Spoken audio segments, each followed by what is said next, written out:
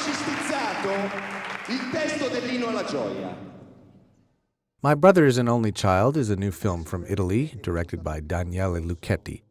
And it has something in common with a lot of other Italian films, like The Best of Youth, Three Brothers, Rocco and His Brothers, 1900, in that it uses the rivalry and also the affection between two brothers as a lens to look at the social and political upheavals of Italy over a long period of its history. In this case, it takes place in the 1960s and early 70s. E ora?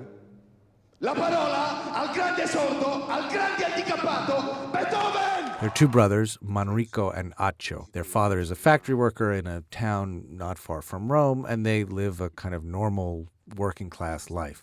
But then the 60s come along, Manrico goes into the factory, becomes a communist militant, falls in love with Francesca, and he becomes increasingly caught up in left-wing radicalism of the time.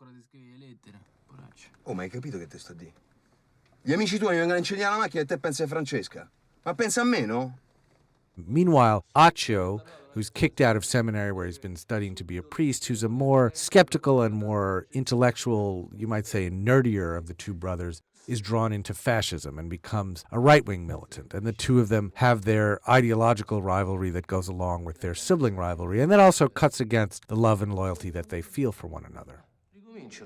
Erano un mucchio di innocenti.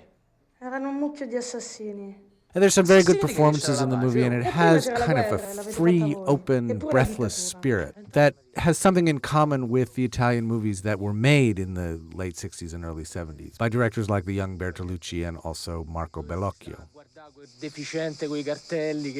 But interesting and lively, though My Brother is an Only Child is, there's not quite enough there. It doesn't have enough of a perspective on the times, on what it meant. So I almost feel like if this movie had been made, say, in 1971, it would be a very vital document of its time. But since it wasn't, since it was made almost 40 years later, when we should have learned something and gained some perspective, it seems mainly like a very sweet and entertaining and touching exercise in nostalgia.